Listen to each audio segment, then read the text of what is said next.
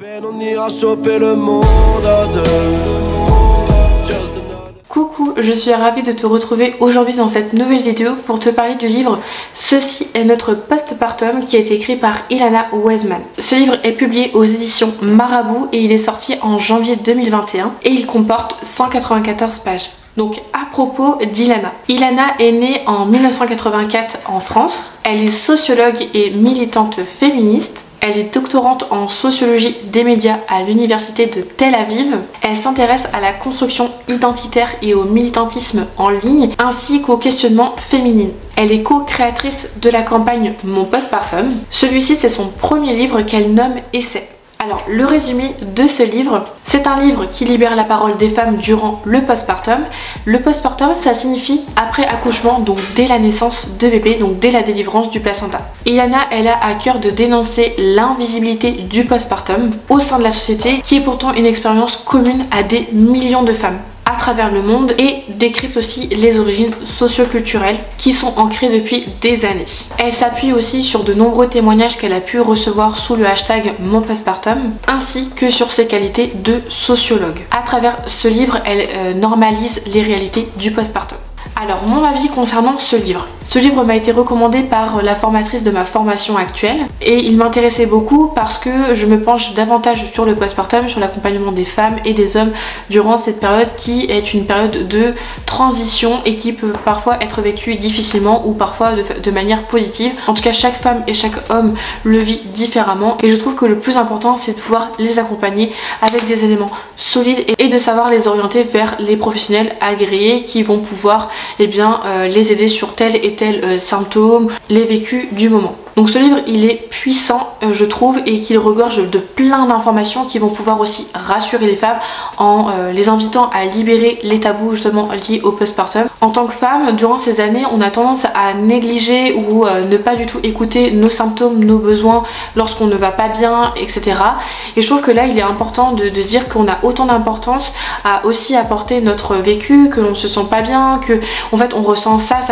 En tout cas, chaque douleur doit être consultée et doit être pris vraiment avec beaucoup d'importance en prenant le temps d'écouter les patientes en disant bah voilà, je vois bien qu'il y a quelque chose qui va pas, voilà ce qu'on peut faire, etc. Vraiment de les prendre en considération, que leurs symptômes n'est vraiment pas minimalisé mais plutôt au contraire valorisé en disant ok, là je vois qu'il y a quelque chose, qu'est-ce qu'on peut faire pour pouvoir vous soulager, on va plutôt faire ci, faire ça, enfin bref, je suis pas professionnelle de la santé mais en tout cas ce qui est important c'est vraiment d'apporter vraiment cette reconnaissance aux femmes et que quand on vient voir un professionnel de la santé pour dire que voilà on ressent ça, on le fait pas pour embêter les praticiens, on le fait vraiment parce qu'on se sent pas bien et souvent on a tendance même à retarder ce rendez-vous chez le praticien parce qu'on a peur que ce soit pas considéré, on a tellement d'appréhension et du coup on a tendance des fois à prendre trop sur nous et parfois ça peut prendre des ampleurs qu'on n'aurait jamais imaginées. À travers ce livre, j'ai pu apprendre aussi la connaissance de comment a été vue la femme durant ces dernières années, même au temps de Ève et Adam,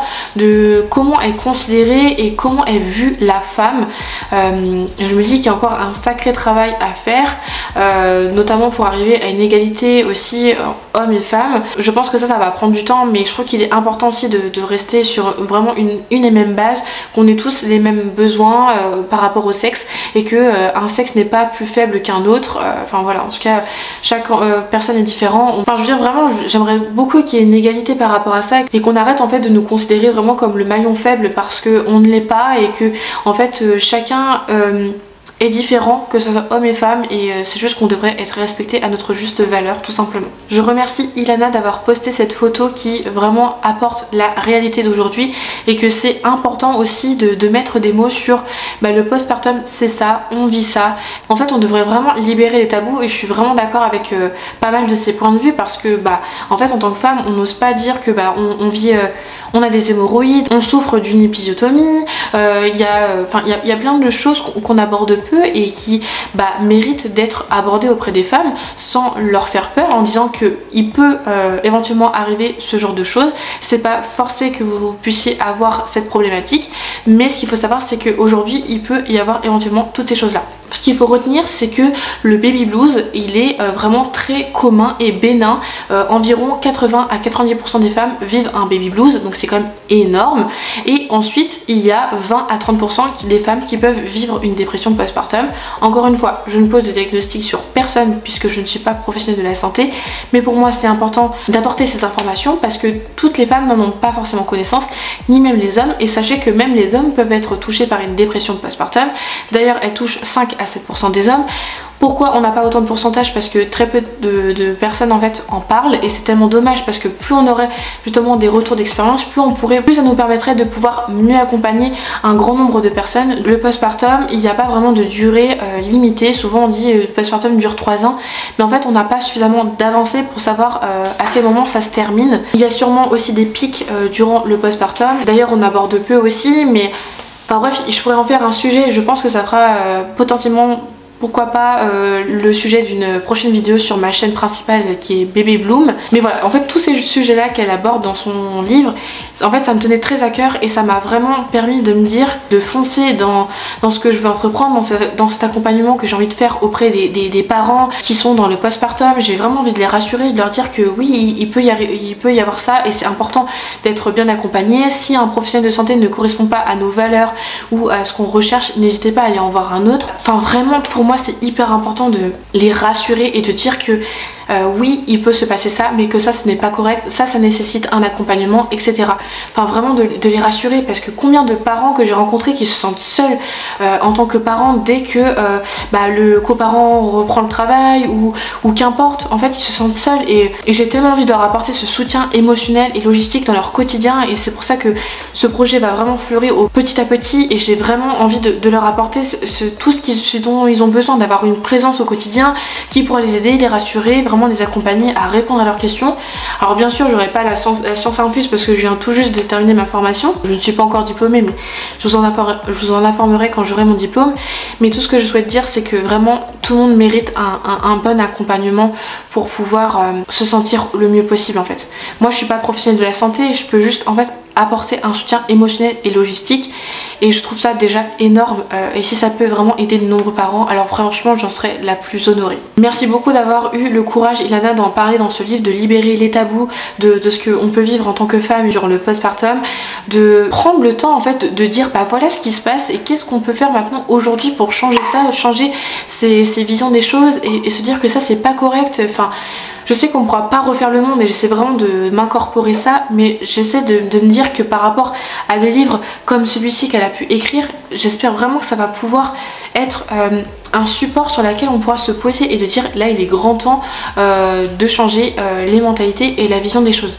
Après je respecte les points de vue de chacun, si les points de vue sont différents des miens je les accepte, mais c'est juste que moi aussi c'est important pour moi de montrer aussi mon point de vue, et j'essaie vraiment de respecter chacun, et c'est ok aussi si on n'a pas tous les mêmes points de vue. Merci aussi d'avoir mis en avant les métiers qui accompagnent les parents durant le postpartum, parce que ça m'a vraiment touchée, parce que c'est vraiment un projet qui est en cours et qui me tient très à cœur, et d'avoir cette reconnaissance dans ce livre là ça m'a fait énormément de bien, parce que je crois à l'idée que par la suite peut-être pas tous les parents mais un grand nombre de parents seraient vraiment rassurés d'avoir une accompagnante périnatale, une accompagnante postnatale ou bien une doula. En tout cas tout le monde mériterait d'avoir ce soutien pour que le postpartum se passe au mieux possible, pour réduire les dépressions postpartum. Pour moi c'est important que dès que bébé est arrivé, que maman elle prenne ce mois pour elle, pour rester à l'horizontale si elle en ressent le besoin, pour récupérer émotionnellement, physiquement de cet accouchement où elle s'est livrée, où en fait bébé a vraiment passé de cet espace intra-utérin à la vie humaine. Et du coup je me dis en fait tout ça, la maman elle a vécu tellement de choses. On ne parle pas aussi de la chute hormonale qui est vraiment sec, qui s'arrête d'un coup. Enfin, c'est tellement troublant pour les femmes, et c'est tellement important qu'elles soient tellement bien accompagnées, de leur dire mais vous n'êtes pas seule, on est là pour vous, qu'est-ce qu'on peut faire pour vous aider, pour vous soutenir. Si elle a envie de rester tout un mois avec son bébé sans voir personne, mais c'est son choix. On devrait vraiment valoriser les mamans, les respecter, de vraiment leur apporter vraiment ce courage, parce que vraiment un accouchement c'est quand même hyper important, et elles méritent vraiment qu'on leur apporte vraiment cette douceur, cette chaleur où elles peuvent se sentir cocoonées, parce que ce qu'on ne sait pas aussi c'est que lorsqu'un bébé naît, il y a une maman qui naît et aussi un papa ou un coparent qui naît. Et ça c'est important de le savoir. En fait on ne naît pas parent, on le devient, et plus en fait on est bien accompagné, plus on est rassuré dans notre rôle de parental, on a moins de stress et on est plus à l'aise aussi à dire stop aux préjugés, stop aux mots qui peuvent être vraiment méchants à l'égard des femmes ou bien des hommes en tant que parents.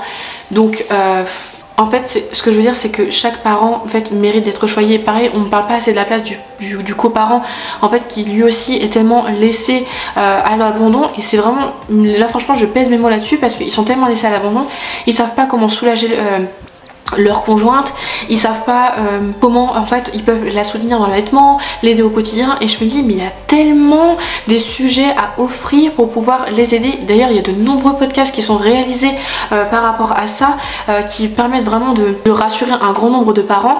Mais sachez que tous les éléments que vous allez entendre, que vous allez lire sur les réseaux sociaux, sachez qu'il faut vraiment se mettre un pas de côté et se dire est-ce que ça correspond à mes valeurs, est-ce que ça je suis ok avec ça. Et s'il y a des choses qui vous correspondent pas, qu'il y a des comptes qui vous font pas du bien, qui ne sont pas du tout en correspondance avec tout ça, n'hésitez pas en fait à vous désabonner et peut-être de revenir plus tard, peut-être quand ça sera le moment. Enfin, il y a plein de bouleversements physiques durant le postpartum, mais vous imaginez même pas. Et quand j'ai appris tout ça dans mes cours, je me suis dit waouh, ah ouais, et pourquoi ça on n'en parle pas? Bref, je me suis un petit peu éparpillée, mais c'est vraiment ce que je voulais amener par rapport à ce livre là. Donc merci du fond du cœur Ilana de libérer la parole par rapport à ça. J'espère que vous allez bien aujourd'hui en tant que mère et que vous avez pu être bien accompagnée durant votre postpartum en fait, mais je crois que c'est pas le cas. Je me souviens plus trop exactement de ce qui avait pu être écrit. Mais merci en tout cas de libérer la parole par rapport à ça, d'être vraiment ce pilier pour dire bah voilà, ça c'est pas ok, ça c'est la réalité.